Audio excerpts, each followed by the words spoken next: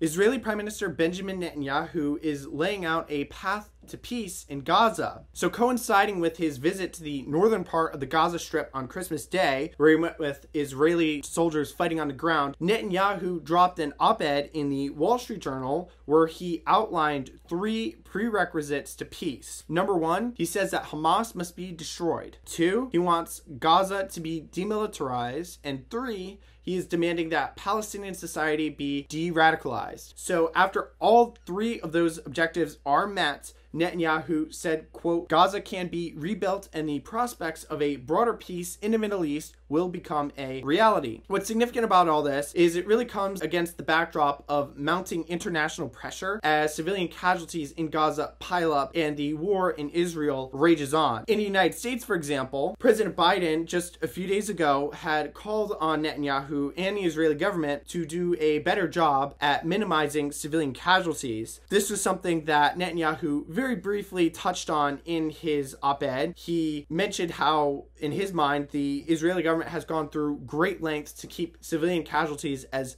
low as possible, and he really juxtaposed the Israeli military's approach to the war with Hamas, which of course conducts many of its terrorist activities from civilian enclaves. There's also been a lot of calls from progressive lawmakers, both in the United States and in Western countries generally, for a ceasefire, and this is something that the Israeli government has rejected. Top officials have said that they won't even consider a ceasefire until Hamas releases its remaining hostages. So Netanyahu is really kind of grappling with a tricky international dynamic right now, and he's trying to fend off the skeptics, which is what this op-ed kind of is. There are some bigger questions that really went unanswered in this op-ed.